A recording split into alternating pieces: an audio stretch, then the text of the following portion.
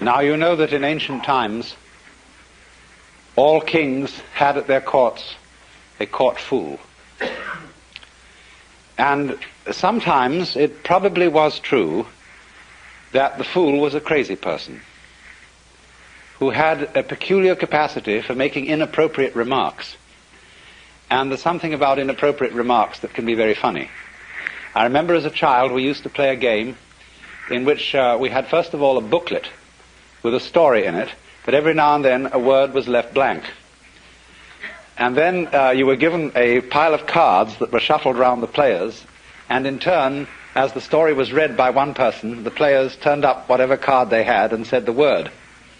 And the most extraordinary things happened. And in this way, of course, the person who could make inappropriate remarks at the right moment can sometimes bring the house down. But actually, as time went on, the function of the fool became more sophisticated than that.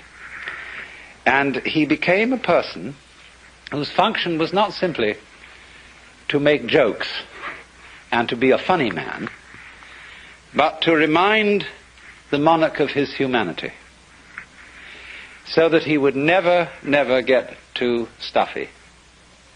You remember perhaps the lines in Richard II, where the king says, within the hollow crown that rounds the mortal temples of a king, keeps death his watch.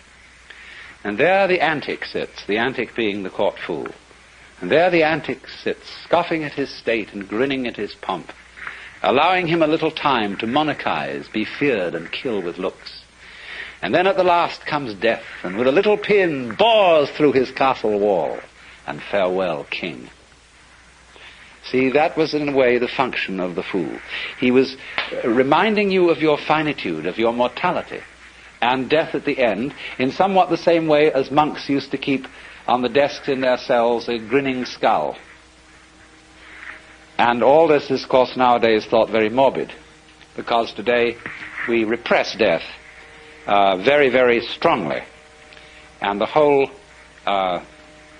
function and role of the mortician in our culture is to pretend in some way that death doesn't happen. He's a husher-upper. He sweeps you under the carpet at considerable expense. Now then, I try to think whether there is any institution in modern society that really corresponds to the court fool. And there isn't.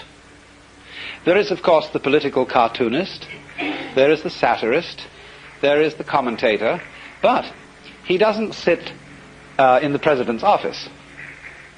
And the president can ignore him altogether if he so chooses.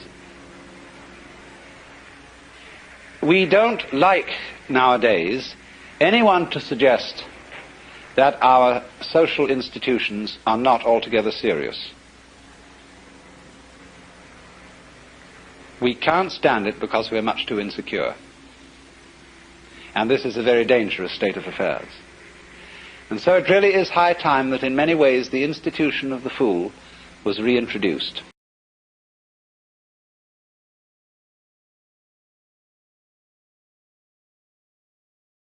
Milo is a classic example. He's an amazing person. I mean, he's a contradiction. He's a walking contradiction. You can't pin that guy down, right? Like, what is he? Half Jewish, half English, gay, provocateur, Catholic, who loves black guys and who appeals to American Republicans. It's like, what are you going to say about somebody like that? It's like he's a trickster figure, archetypally speaking, you know, and he's a provocateur and a comedian. And the funny thing about comedians, they're like jesters in the king's court. The jester was the only person who could tell the truth because he was beneath contempt. And that's the role that comedians and provocateurs play. They're poking and laughing and making fun. And, you know, Milo, Christ, even dresses like a what do you call those? Harlequin.